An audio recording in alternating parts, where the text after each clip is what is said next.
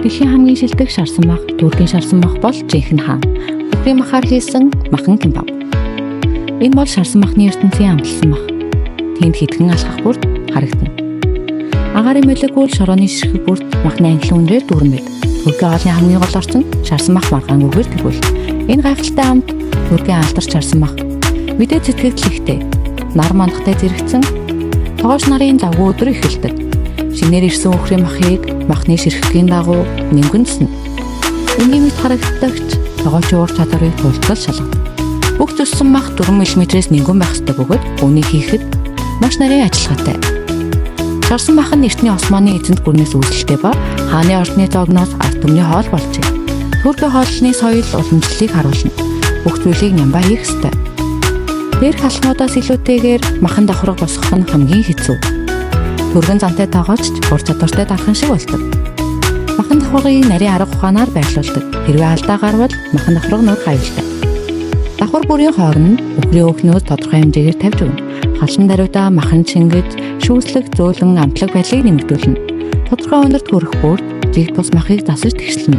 Ингэснээр төссөн махаа хамгийн дээр байрлуул махны хаягдлыг аль болох бага байлгах хэрэгтэй.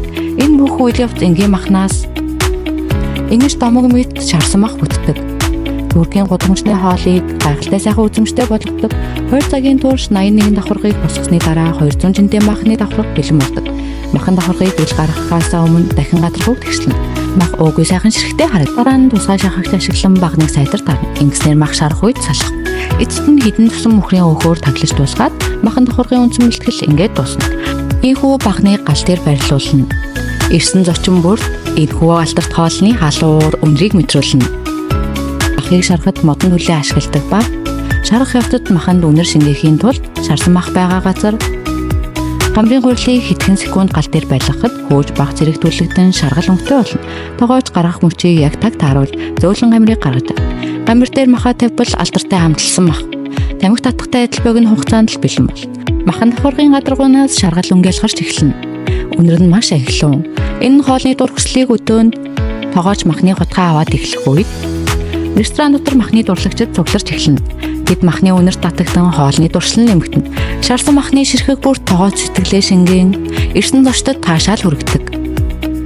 Мах идэх дуртай хүмүүс л эндээс сэтгэл ханамжтай буцна. Газар бүрийн соёл заншил өөр өөр. Хоолны тухайн газрын соёлыг өөртөө шингээдэг. Энэ мах ирсэн зочин мөрийг татлаа идээд буцахад хүргэдэг. Энэ бол домог мэт төвхтэй Туркийн шарсан мах юм.